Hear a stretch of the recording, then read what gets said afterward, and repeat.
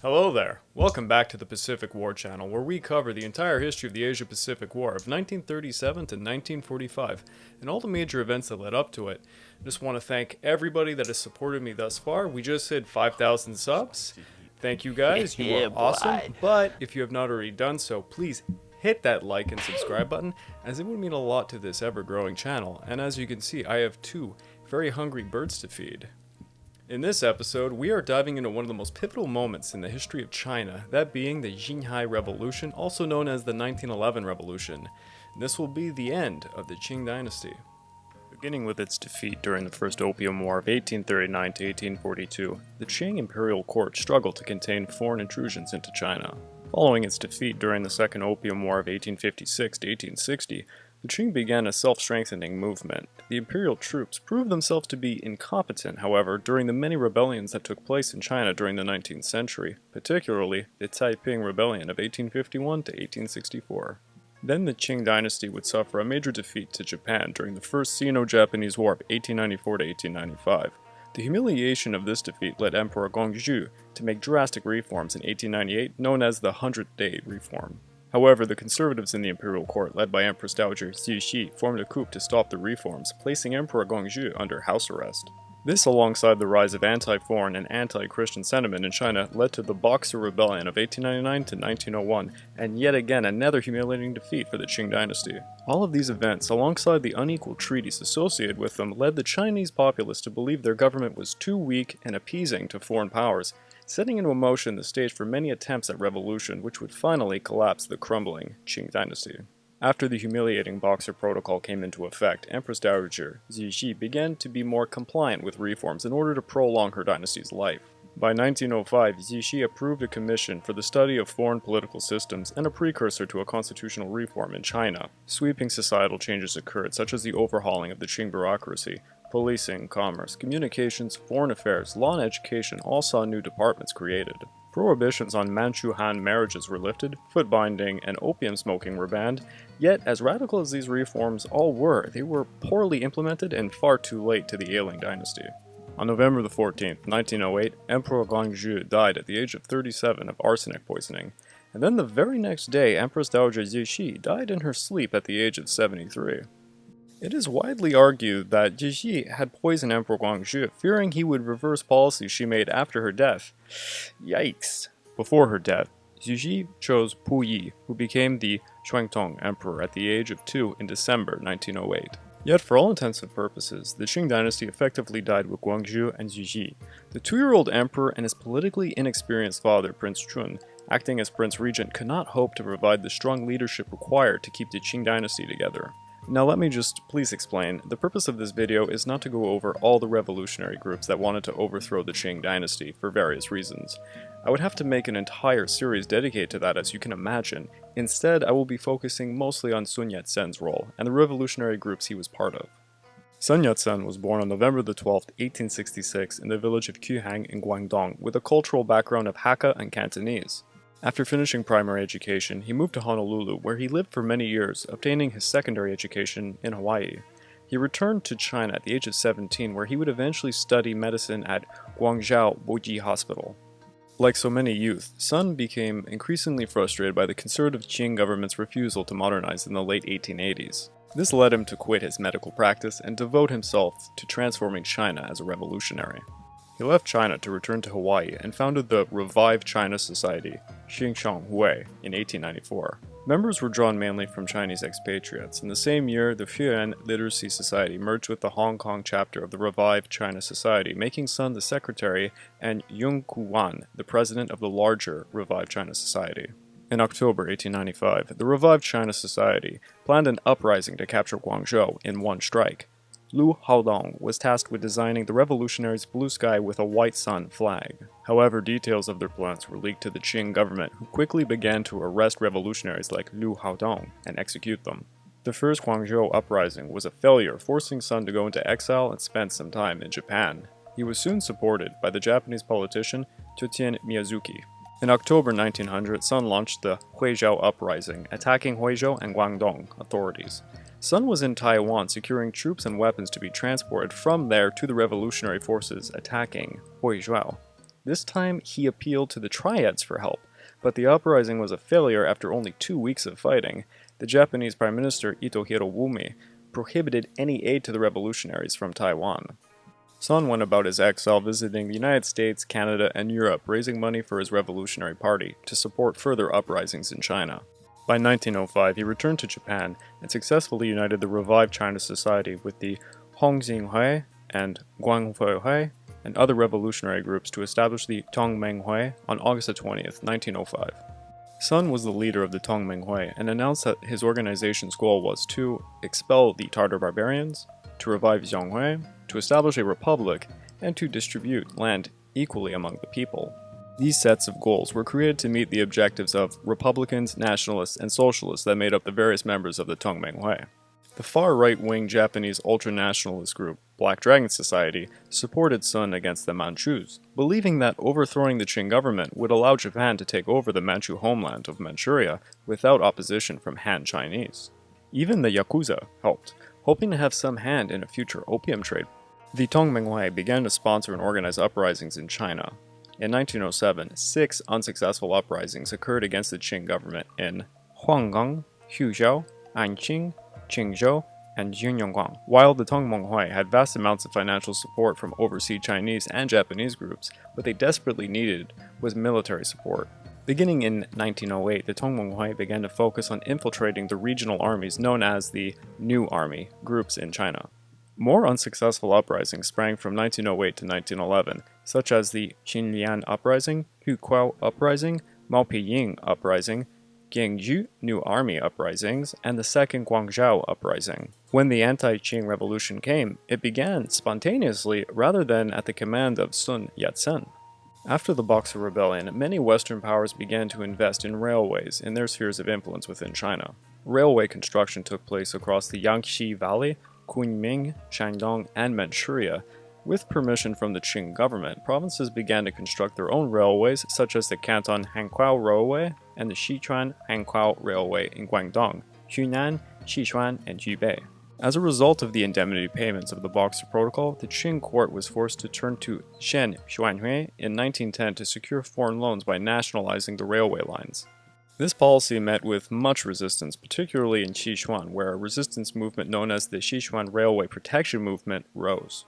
As usual, the Qing suppressed the movement with force, and by August the 11th, this was met with massive strikes and rallies in Chengdu.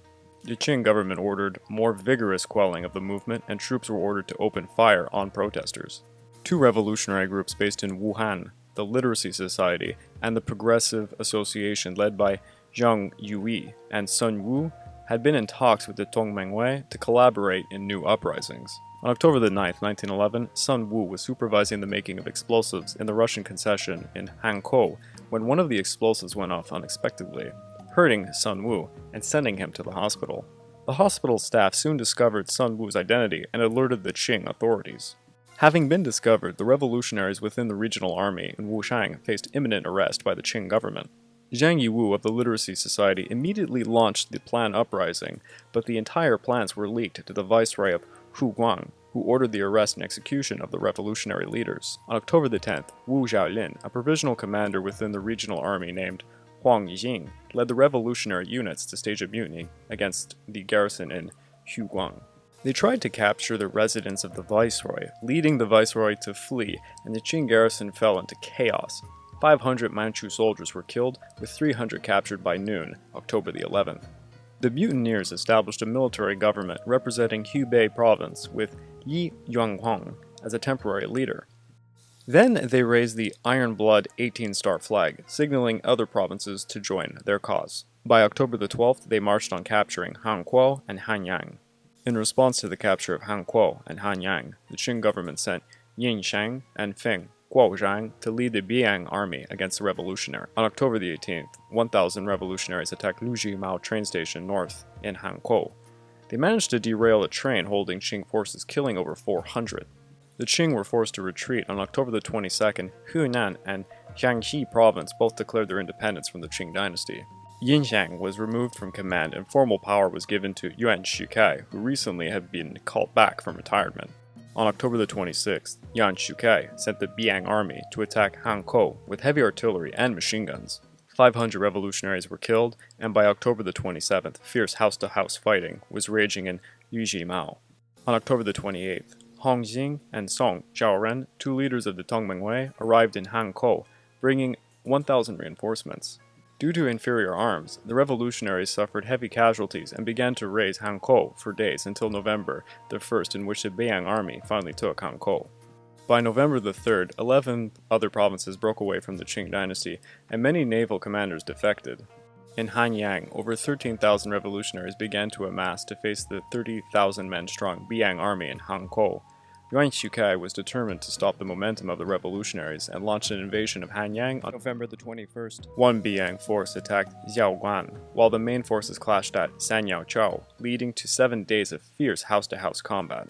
The Beiyang army was gradually able to fight their way to the city center, forcing revolutionaries to retreat to Hanyang. The revolutionaries lost over 3,300, with many residents dying in the process. By December the 1st, Yuan Shikai agreed to a ceasefire, beginning talks with the revolutionaries in Hankow. Yuan Shikai sent envoys to Shanghai to negotiate with Sun Yat-Sen, who returned from exile to Shanghai on December the 25th, 1911.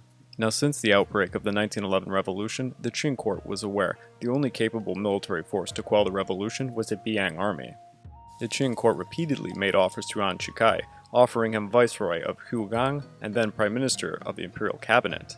However, knowing he had firm control over the Beiyang army, Yuan Shikai began to negotiate with the revolutionaries on behalf of the Qing to see what he could personally win from them. On November the 1st, the Qing government scrambled to retain power, appointing Yuan Shikai as prime minister of the new imperial cabinet, replacing Prince Qing. The Qing had even tried to invite Yuan Shikai to join a new republic based on a constitutional monarchy, but all these efforts were far too late. Yuan Shikai pressured the Empress Dowager Yangxia with a threat to the royal families not being spared if they did not abdicate before the revolutionaries reached Beijing. But if they had agreed to the abdication, a new provincial government would allow them to live. On February the 3rd, 1912, Empress Dowager Yangxia gave Yuan Shikai full permission to negotiate the abdication of the Qing emperor. On December the 29th, a meeting of representatives from provinces in Nanjing elected Sun Yat-Sen as the provincial president, and January the 1st, 1912 became the first day of the first year of the new provisional government of the Republic of China. As momentous as this moment was, the new provisional government was weak militarily and began to negotiate with the Qing government through Yuan Shikai. You see, the revolutionaries basically controlled most of South China at this point, while the Qing court still held control over the north. During negotiations, Yuan Shikai agreed to arrange the abdication of Emperor Puyi in return for being granted the position of President of the Republic of China. China now had a choice of two Republican presidents, one a well-credentialed nationalist who had dedicated his entire life to political modernization, the other a self-serving military officer who controlled the strongest army in all of China. Sun Yat-Sen agreed to Yuan Shikai's presidency, fearing a civil war or foreign invasion might occur, but asked that the capital of the new government be situated in Nanjing. Yuan Shikai wanted the capital to be close to his base of military power in Beijing. The revolutionaries compromised and established the new republic in Beijing, with Yuan Shikai sworn in as provisional president of the Republic of China on March the 10th, 1912. The flag of the new republic would be the banner of 5 races under one union, the 5 races being Red Han, Yellow Manchu, Blue Mongols, White Muslims, and Black Tibetans. The government based in Beijing became known as the Beiyang government, but was not internationally recognized as a legitimate government until 1928. The first National Assembly election was held from December 1912 to January 1913, with the Kuomintang being formed on August the 2nd, 1912. The KMT held the majority of seats, 269 out of 596 in the House of Representatives, and 123 seats of the 274 seats for the Senate. Song Zhaoren of the KMT was regarded as the prime candidate for the position of first prime minister of the new republic. Song's main goals were to ensure that the independence of China's elected assemblies were properly protected from the influence of the president. Yuan Shikai by this point was dominating the provisional cabinet and overexerting his executive power. Song was going to limit the powers of the president, and Yuan Shikai was definitely not going to allow this to happen. On March 20th, 1913, Song was assassinated at the Shanghai railway station by a lone gunman, Wu Shuying. He was allegedly hired by Yuan Shikai, but there lacked significant evidence to implicate him. Tensions between the KMT and Yuan Shikai would continue to intensify. The elected parliament tried to gain control over Yuan Shikai and develop a permanent constitution to hold a legitimate, open presidential election. Yuan Shikai thus cracked down on the KMT, beginning in 1913 by suppressing and bribing KMT members in both the legislative chambers. Seeing the paint on the wall, Sun Yat-Sen fled to Japan in August 1913 and called for a second revolution against Yuan Shikai. By this point, unfortunately, Yuan Shikai had used the military to take over the entire government. He dissolved the assemblies and replaced them with a newly formed Council of State under Yuan Shikai, his trusted Biang lieutenant and prime minister. Then Yuan Shikai had himself elected president for the next 5 years, while ordering the dissolution of the KMT. The second revolution was a failure. They could not compete with Yuan Shikai's military dominance. By January 1914, China's parliament was formally dissolved. Yuan Shikai convened a body of 66 for a cabinet on May 1, 1914, to produce a constitutional compact, effectively replacing the Provisional Constitution and giving the presidency sweeping powers. Yuan Shikai reorganized the provincial governments. Each province had a military governor, and each controlled their own army. Yet, despite his overwhelming power, Yuan Shikai was still not satisfied and wanted to establish an autocratic rule.